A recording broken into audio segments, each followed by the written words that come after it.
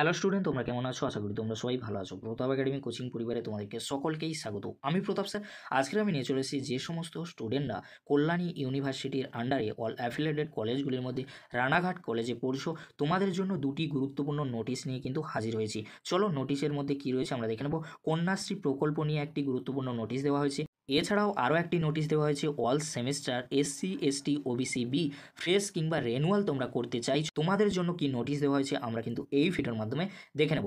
প্রথমেই আমরা দেখে নেব কন্যাশ্রী প্রকল্প নিয়ে কি নোটিশ দেওয়া হয়েছে, আমরা কিন্তু স্ক্রিনে দেখে নেব। তোমরা দেখে নাও, যে সকল ছাত্রীরা কলেজ থেকে কন্যাশ্রী K2 ফর্ম সংগ্রহ করেছো তাদের আগামী 16/3/2024 ও 18/3/2024 তারিখে কন্যাশ্রী K2 ফর্ম জমা করতে বলা হচ্ছে।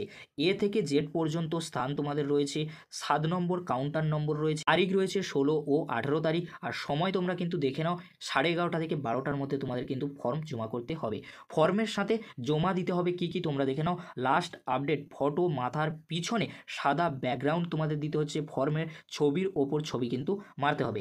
আর 2 নম্বরে যেটি রয়েছে ব্যাংক পাসবুকের জেরক্স দিতে হচ্ছে। 3 নম্বরে যেটি রয়েছে বার্থ সার্টিফিকেট অথবা মাধ্যমিক অ্যাডমিট কার্ডের জেরক্স তোমাদের দিতে হচ্ছে।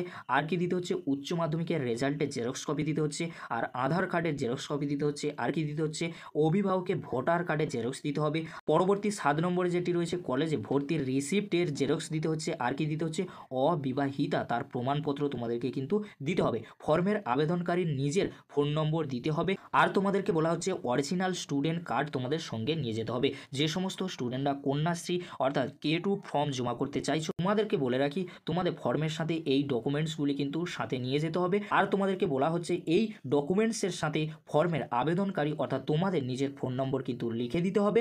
আর কি দিতে হবে, অরিজিনাল স্টুডেন্ট কার্ড তোমাদের সঙ্গে নিয়ে যেতে হবে। তোমরা স্ক্রিনে দেখে নাও 15/3/2024 তারিখে আরও একটি নোটিশ দেওয়া হয়েছে। কি নোটিশের মধ্যে রয়েছে তোমরা দেখে নাও।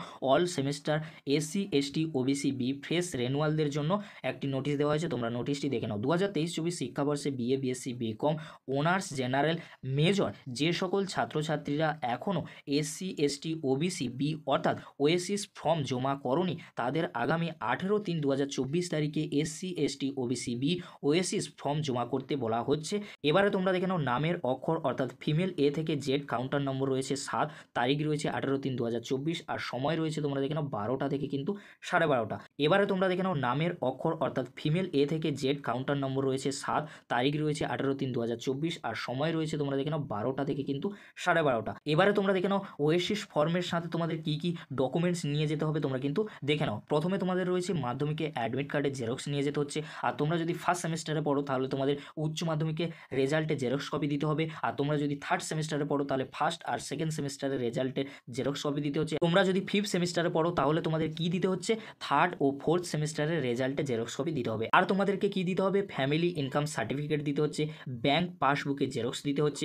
আর তোমাদেরকে কি দিতে হচ্ছে, নিজের নামে জাতি বা কাস্ট সার্টিফিকেট তোমাদের কিন্তু দিতে হচ্ছে। আর কলেজে ভর্তির রিসিপ্ট কপি দিতে হচ্ছে, আর আধার কার্ডের জেরক্স কপি তোমাদের দিতে হবে। আর কি বলা হয়েছে তোমরা দেখে নাও, অরিজিনাল মার্কশিট কিন্তু তোমাদের সঙ্গে নিয়ে যেতে হবে। আর রানাঘাট কলেজের স্টুডেন্ট পোর্টালে লগ ইন করে স্কলারশিপ ডিটেলস সাবমিট করে সাবমিট কপির সঙ্গে তোমাদের কিন্তু নিয়ে যেতে হবে। বলে রাখি তোমাদের যখন যে ক্লাস শুরু হয়েছিল সেই ক্লাস শুরু হবার তারিখটি তোমরা কিন্তু একটা অ্যাকচুয়াল ডেট কিন্তু দিয়ে দেবে। তার পরবর্তীতে তোমাদের যে সেশনটা শেষ হবে সেই সেশনের ডেটটি কিন্তু তোমরা দিয়ে দেবে। আর তোমরা কিন্তু এটি 1 বছরের মধ্যে রাখার চেষ্টা করবে। 1 বছরের 1 দিন হলে তোমাদের কিন্তু ফর্ম বাতিল করা হবে, এমনটাই কিন্তু তথ্য তুলে ধরা হয়েছে এই বিজ্ঞপ্তির মাধ্যমে। তার পরবর্তীতে কি রয়েছে তোমরা দেখে নাও, যে কোনো একটা স্কলারশিপ আবেদন করতে তোমরা পারবে। অর্থাৎ তোমরা যদি SBMCM স্কলারশিপে আবেদন করো তাহলে তোমরা কিন্তু ওএসি স্কলারশিপ কিন্তু পাবে না। তাই তোমাদেরকে বলছি তোমরা একটি মাত্র স্কলারশিপে আবেদন করবে, তোমরা ওএসি স্কলারশিপে আবেদন করবে না SBMCM স্কলারশিপে আবেদন করবে, তোমরাই কিন্তু ঠিক করে নেবে।